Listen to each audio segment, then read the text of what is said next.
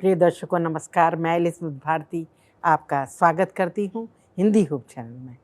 जैसा कि हम लोग सीख रहे हैं मिसिस E.G. वाइट की किताब एडवेंटिस्ट होम, ये हमारी श्रृंखला चल रही है और उसमें हम परिवार के विषय में सीख रहे हैं, बच्चों के विषय में सीख रहे हैं और आज हम फिर चर्चा करेंगे और आपके साथ उपस्थित हैं। आइए हम जो है इससे पहले कि अपनी चर्चा में बढ़ें, आइए हम एक वर्स बाइबल की जो पढ़ लेते हैं।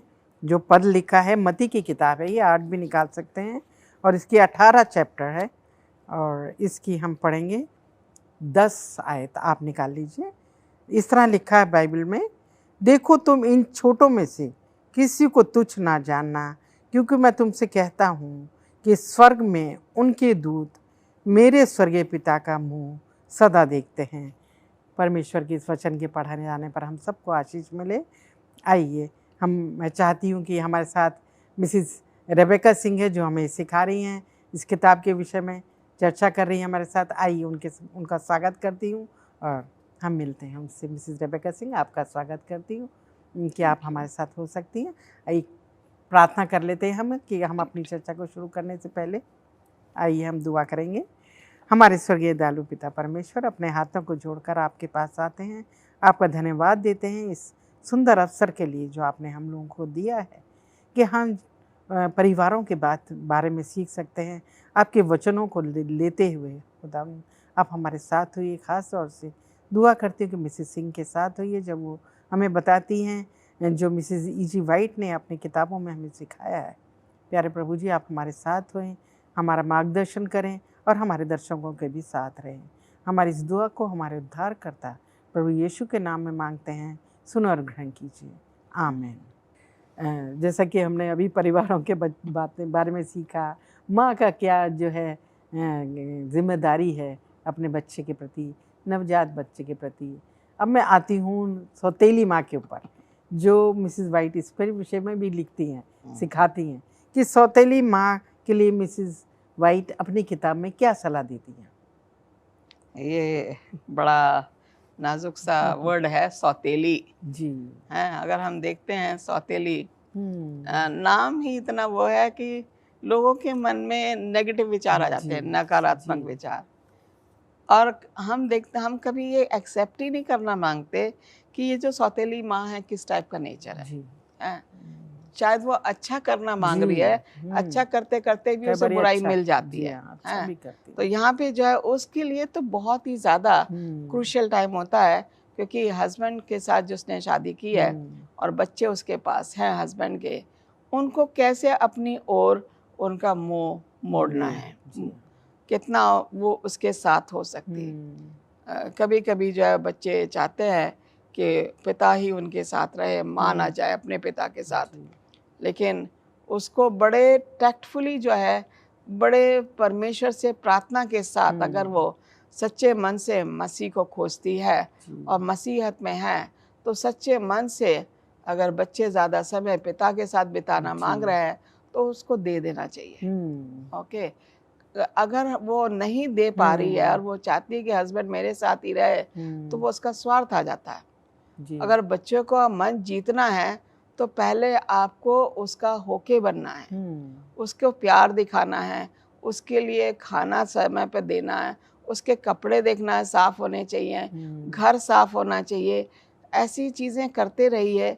अगर बच्चा आपको एक्सेप्ट नहीं करा, लेकिन थोड़े दिन के बाद वो देखेगा मेरी माँ में तो कोई गलती है ही नहीं, तो वो उसको एक्सेप्ट करना शुरू कर देगा। सबसे अधिक प्यार, हाँ, सबसे अधिक। तो जो सौतेली माँ है उसको एडजस्टमेंट कुछ ज़्यादा ही करना पड़ता है। अगर वो मसीहत में है तो एडजस्टमेंट करके बच्चों को अपनी ओर खींच सकती है, आकर्षण बच्चों का उसकी ओर हो जाएगा।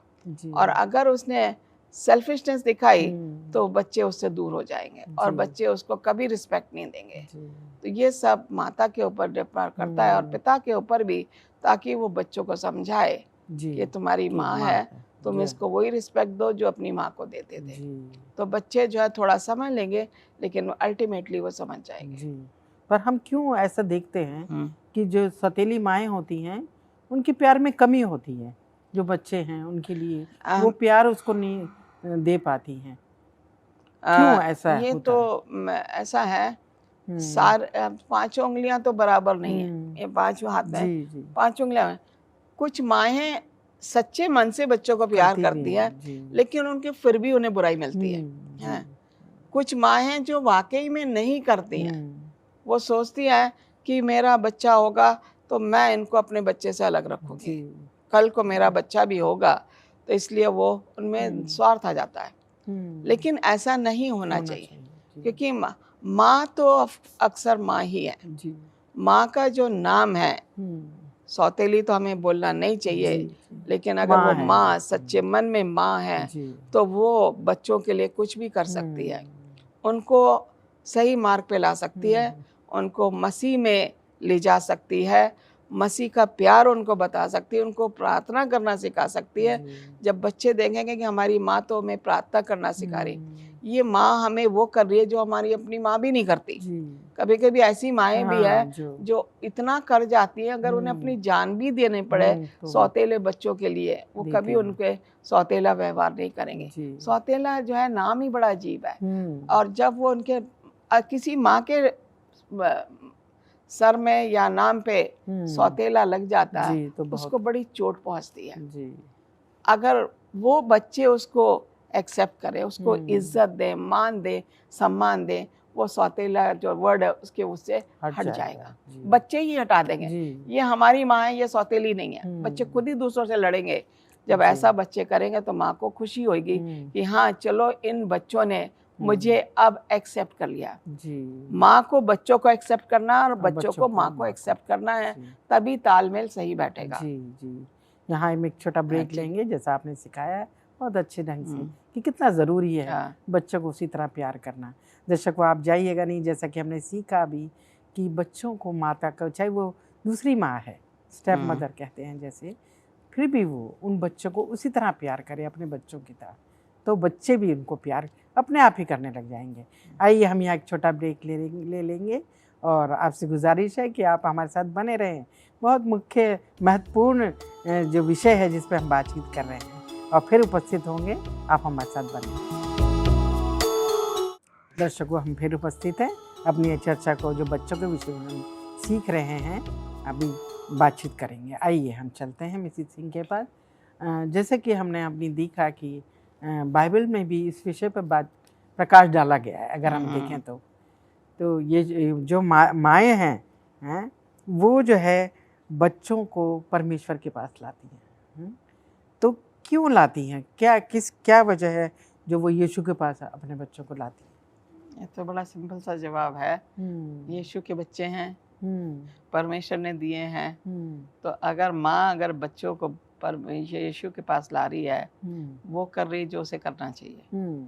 बच्चे तो उसको एक तरह से मिले हैं आशीष के तौर पे, उनकी उसे परवरिश करनी है, लेकिन परमेश्वर के भय में उसको परवरिश करनी है। जब वो ऐसा करेगी तो हम देखते हैं यीशु मसीह ने कहा छोटे बच्चों को मेरे पास ला।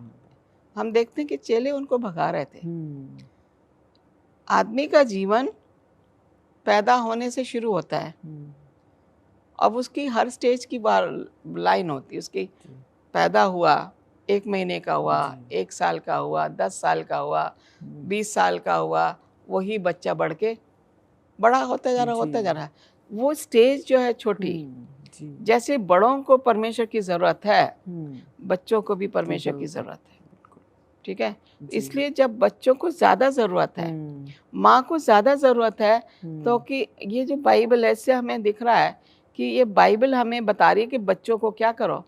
बच्चे इनोसेंट हैं, भोले हैं, जिस तरीके से बच्चों को आप उनको सिखाओगे वो वैसे ही सीखेंगे। यीशु मसीह ने उनको आशीष दी, हमने देखा उनके ऊपर हाथ रखा। हाँ, उनके ऊपर हाथ रख के आशीष, उन्हें गोद में उठाया, उन्हें प्यार किया, बड़ों को उन्होंने दया दिखाई, प्यार दिखाया।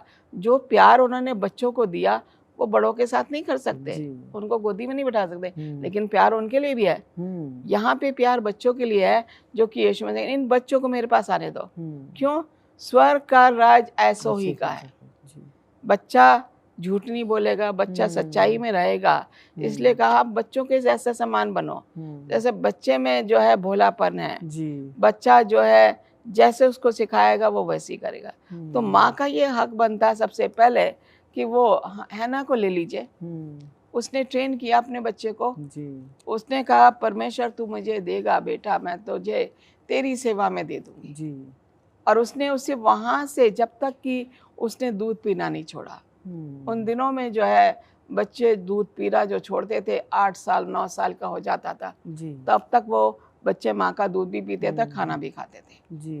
और फिर जो है उसने उसी अवस्था में जब तक उसने दूध पीना नहीं छोड़ा, हैना ने उसको वो ट्रेनिंग दी।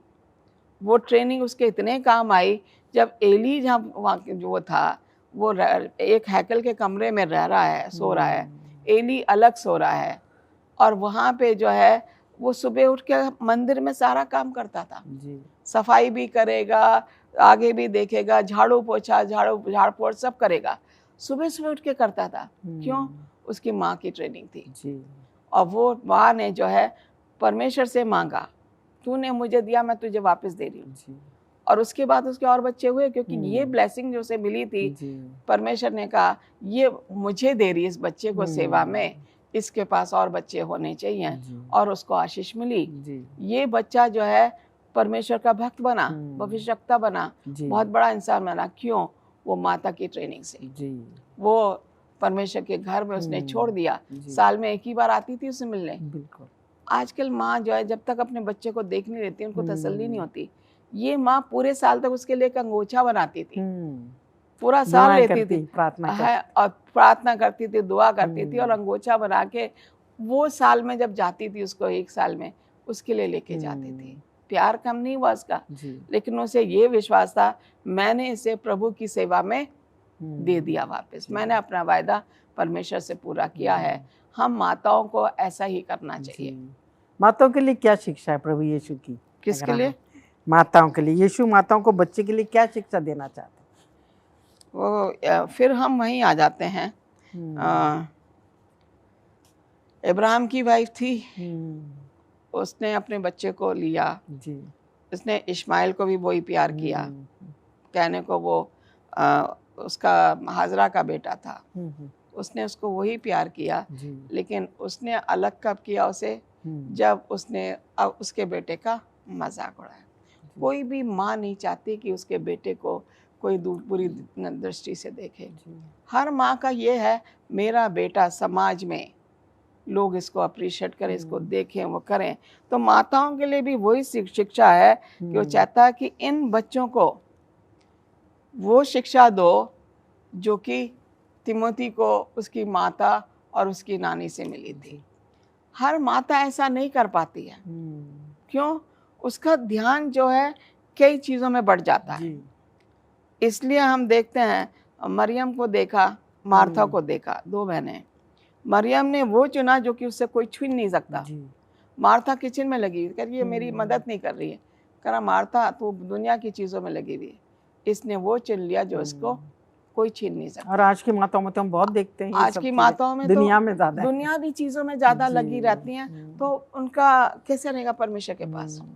हमारा ध्यान जो है, जब मेरे पास बच्चा हो गया जी, बच्चा बीमार हो रहा है, आप उसके सर पे हाथ रख के प्रार्थना करें, परमेश्वर तूने दिया है इसके लिए कुछ कर जी, ताकि ये बच्चा जो है क्या करे, ये ठीक हो जाए जी।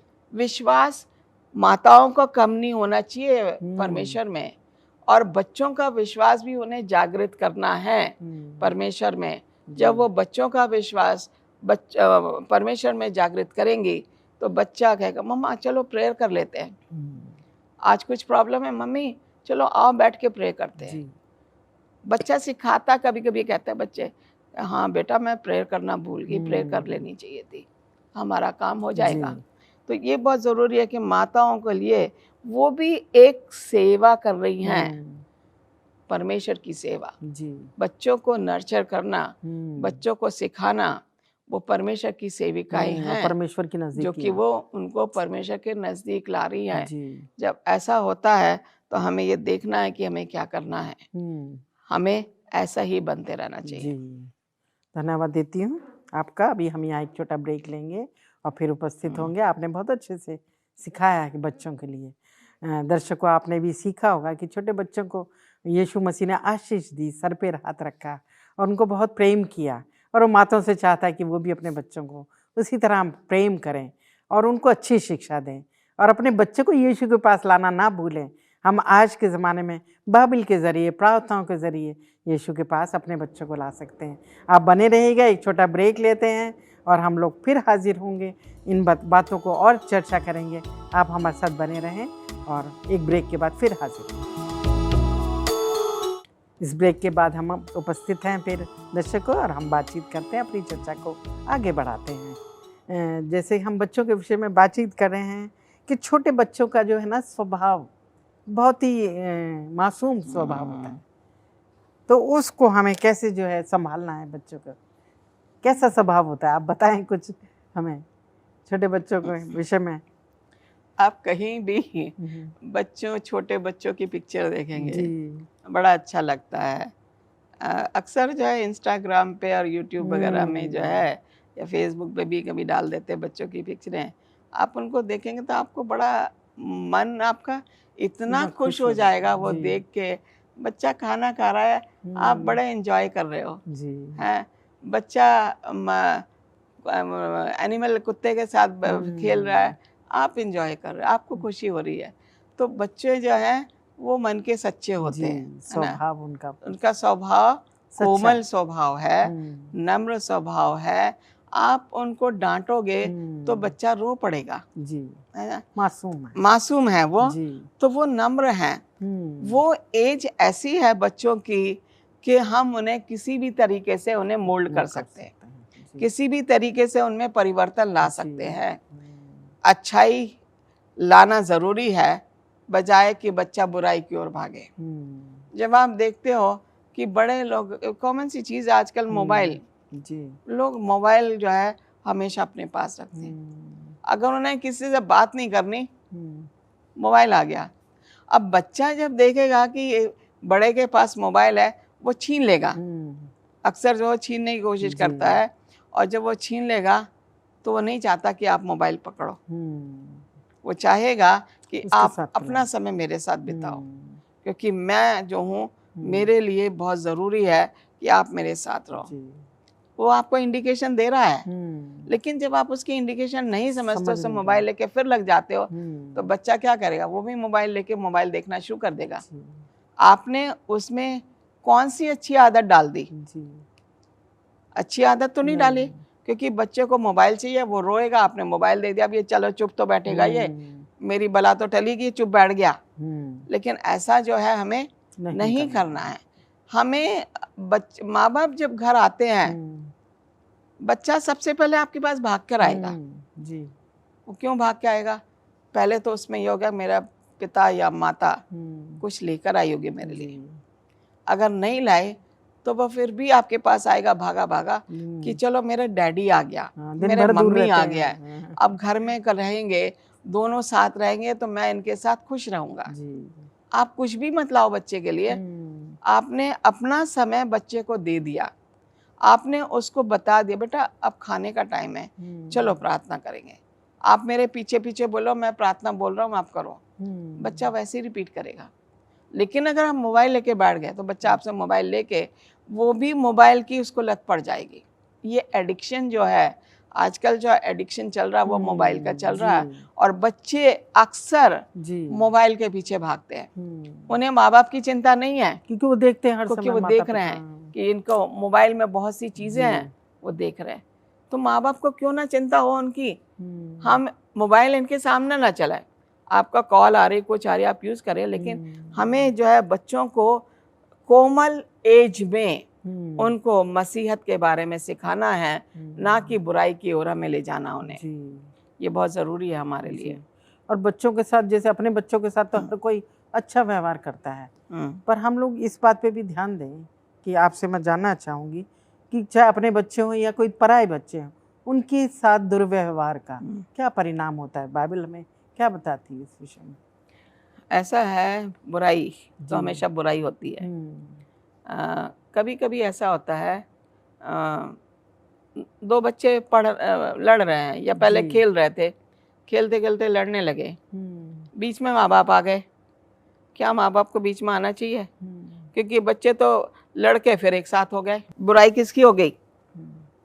हाँ, माता पिता ने अपनी बुराई मोल ले ली पड़ोसियों से, जबकि उन्हें पड़ोसियों से बना के रखनी चाहिए। बच्चों को समझाना चाहिए, आप अपने बच्चों को समझाओ, दूसरे के बच्चे को भी समझाओ। कभी कभी हम ये सोचते हैं ये मेरा बच्चा नहीं है, मेरी कोई जिम्मेदारी नहीं इस बच्चे के लिए। बाइबल कहती है हर एक बच्चा जिसको आप सही कर सकते हो आपको करना चाहिए, क्योंकि दूसरे का बच्चा भी आप अपना बच्चा समझ के उसको नया सच्चाई का रास्ता सिखाओ। अगर दूसरे का बच्चा गलत कर रहा है, बेटा ऐसे नहीं करना, ही गलत है, और अपने बेटे को भी कहोगे बेटा तुम भी मत ऐसे करना। जब आप दोनों बच्चों को समझाओगे तो वो समझेंगे हाँ आंटी सही बोल रही है।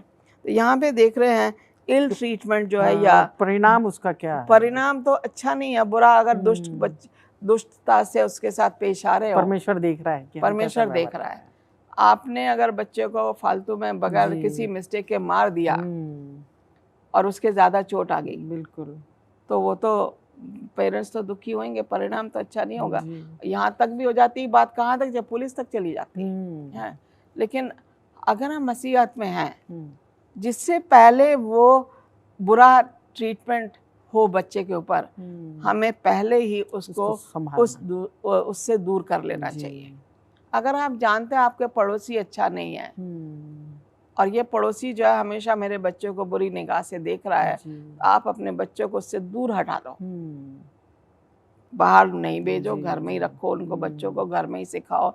घर में टीवी चला दो या बाइबल की किताबें हैं, बुक्स हैं, स्टोरीज हैं, पिक्चर्स हैं, वो दिखाओ, उनको बिजी रखो घर में बच्चों को, ताकि वो बुराई की ओर ना जाए। क्योंकि आपका पड़ोसी, आपको मालूम है कि उसके द्वारा कई बच्चे बुराई की ओर चले गए। तो आपको अपने बच्चों को, कहते हैं अपने बच्चों को संभाल के रखें, दूसरे को और मत छोड़ें। अगर हम दूसरे को, मेरे बच्चों का क्या कोई बिगाड़ सकता, कोई भी कुछ नहीं बिगाड़ सकता, ऐसा नहीं है। आपका बच्चा बहुत जल्दी बुराई की ओर पकड़ लेगा, और बच्चे कोमल होते हैं, तो इसलिए हमें उन्हें बुराई से बचा के रखना। जी, धन्यवाद देती हूँ, आपका अपने समय दिया बहुत। अब इसको हम यहाँ पे ख़त्म करेंगे। आपका शुक्रिया अदा कि आपने अपना समय निकाला। दर्शकों, मैं आपका भी धन्यवाद देती हूँ कि आप हमारे साथ बने रहे। बहुत अच्छी बातें हम लोगों ने सीखी कि अपने परिवारों में बच्चों के साथ कैसा व्यवहार करना है, प्रभु यीशु की नज़दीकी में लाना है, और अपने बच्चे हों चाहे पराए हों, तो उसका परिणाम, अगर हम बुरा व्यवहार करेंगे दूसरों के बच्चों के साथ, तो वो परमेश्वर देखता है कि हम कैसा व्यवहार कर रहे हैं। तो उनको भी हमें प्रेम के साथ व्यवहार करना है और अपने बच्चों को भी अच्छी बातें सिखानी है। आपको, हमें आशा है कि आपने अच्छा सुना होगा, सीखा होगा। परमेश्वर आपको आशीष